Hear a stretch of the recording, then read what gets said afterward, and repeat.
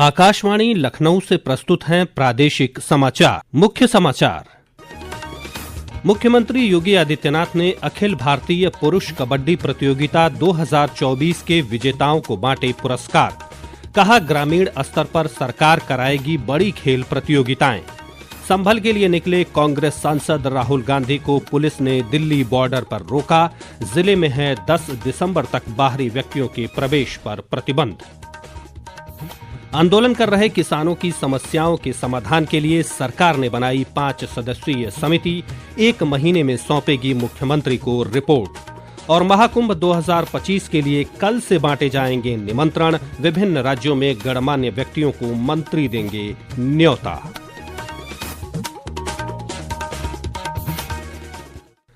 नमस्कार, प्रदेश के समाचारों के साथ मैं राघवेंद्र त्रिपाठी। और अब समाचार विस्तार से।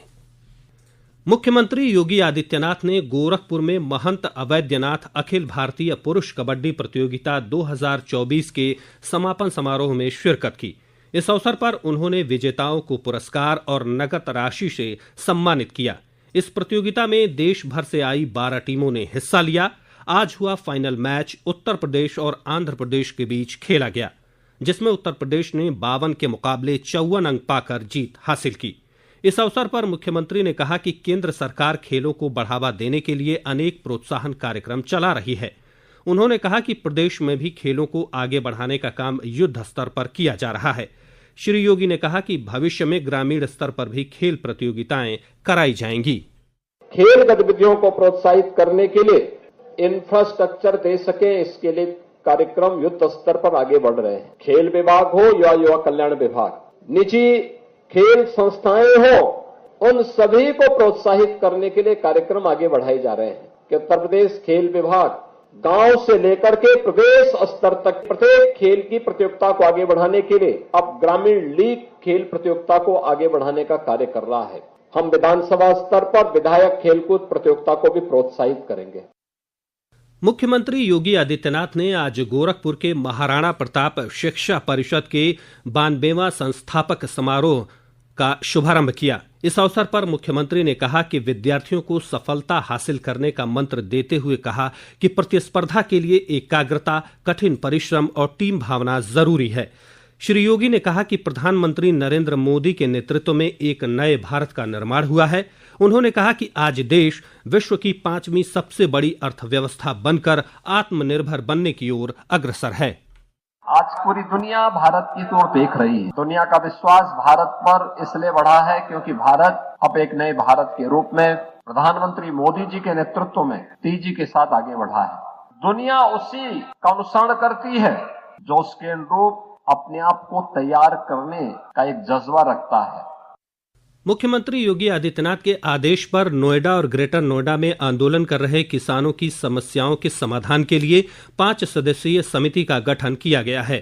शासन स्तर के अधिकारियों की यह समिति 1 महीने में अपनी रिपोर्ट सौंपेगी।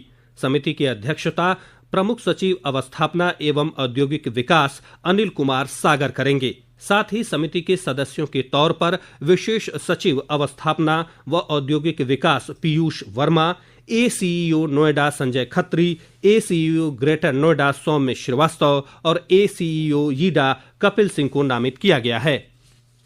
संभल जाने के लिए आज सुबह निकले लोकसभा में नेता प्रतिपक्ष और कांग्रेस सांसद राहुल गांधी को पुलिस ने दिल्ली बॉर्डर पर ही रोक दिया। उनके साथ प्रियंका गांधी वाड्रा और कई अन्य कांग्रेस नेता भी मौजूद थे। उनका काफिला काफी देर तक दिल्ली बॉर्डर पर ही रुका रहा, जिसके चलते दिल्ली बॉर्डर पर करीब 1 घंटे तक जाम रहा। संभल जाने से रोके जाने पर राहुल गांधी ने कहा कि वह एक संवैधानिक पद पर हैं और उन्हें संभल जाने की इजाजत दी जानी चाहिए। एज एलओपी मेरा अधिकार बनता है कि मैं जा सकता हूं, मगर तब भी वो मुझे रोक रहे हैं। कह रहे हैं कि कुछ दिनों में अगर हम वापस आएंगे तो फिर वो हमें जाने देंगे। वहीं भाजपा के प्रवक्ता मनीष शुक्ला ने इस पर तीखी प्रतिक्रिया देते हुए कहा कि कांग्रेस के नेता राजनीतिक पर्यटन के लिए संभल जाना चाहते हैं।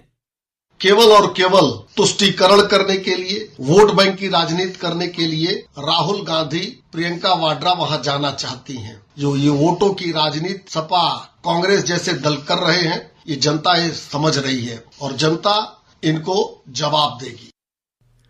इस बीच संभल के जिलाधिकारी राजेंद्र पैंसिया ने 10 दिसंबर तक संभल में किसी भी बाहरी व्यक्ति के प्रवेश की अनुमति न देने की बात दोहराई है। यह समाचार आप आकाशवाणी लखनऊ से सुन रहे हैं। ताज़ा समाचार जानने के लिए आप हमारी वेबसाइट newsonair.gov.in पर लॉगिन कर सकते हैं।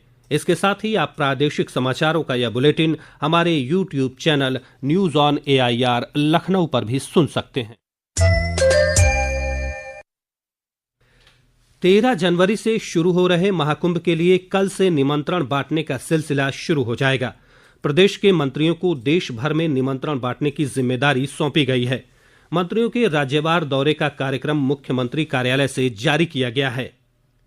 वहीं महाकुंभ 2025 को श्रद्धालुओं के लिए यादगार बनाने के लिए बॉलीवुड के जाने माने कलाकार रामायण और महाभारत की लीलाओं का मंचन करेंगे। केंद्रीय संस्कृति मंत्रालय और प्रदेश का संस्कृति विभाग मिलकर सांस्कृतिक संध्या का आयोजन करेंगे। पेश है एक रिपोर्ट।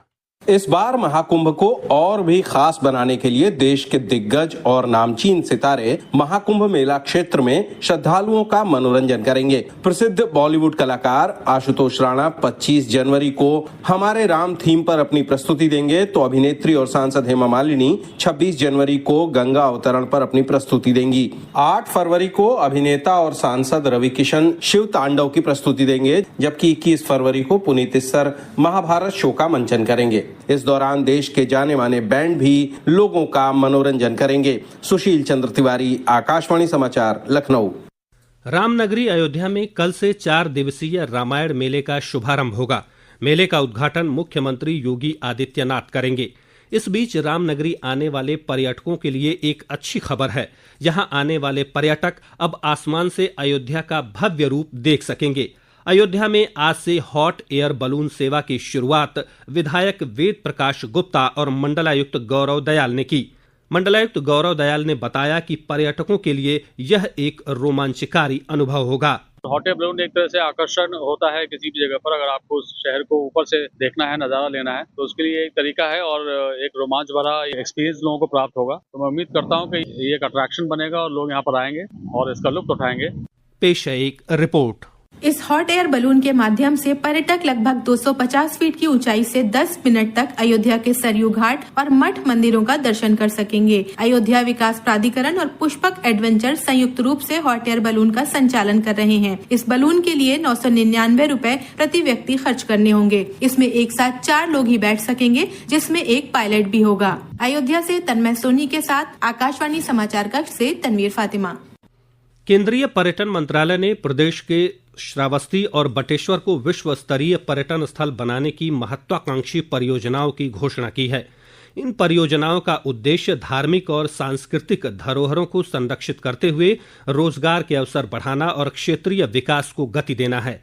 श्रावस्ती को समृद्ध बनाने के लिए 80 करोड़ 24 लाख रुपए की लागत से एकीकृत बौद्ध पर्यटन विकास परियोजना प्रारंभ की गई है। परियोजना में प्रवेश द्वार, इंटरप्रिटेशन सेंटर, भू निर्माण, सड़क सौंदर्यीकरण, पार्किंग, छात्रावास और अन्य सुविधाएं विकसित की जाएंगी।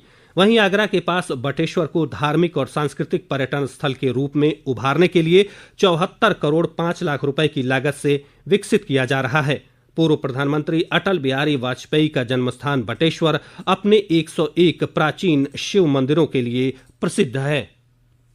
और अंत में मुख्य समाचार एक बार फिर। मुख्यमंत्री योगी आदित्यनाथ ने अखिल भारतीय पुरुष कबड्डी प्रतियोगिता 2024 के विजेताओं को बांटे पुरस्कार। कहा, ग्रामीण स्तर पर सरकार कराएगी बड़ी खेल प्रतियोगिताएं। संभल के लिए निकले कांग्रेस सांसद राहुल गांधी को पुलिस ने दिल्ली बॉर्डर पर रोका। जिले में है 10 दिसंबर तक बाहरी व्यक्तियों के प्रवेश पर प्रतिबंध। आंदोलन कर रहे किसानों की समस्याओं के समाधान के लिए सरकार ने बनाई 5 सदस्यीय समिति, 1 महीने में सौंपेगी मुख्यमंत्री को रिपोर्ट। और महाकुंभ 2025 के लिए कल से बांटे जाएंगे निमंत्रण। विभिन्न राज्यों में गणमान्य व्यक्तियों को मंत्री देंगे न्योता। इसी के साथ प्रादेशिक समाचारों का यह बुलेटिन समाप्त होता है। नमस्कार।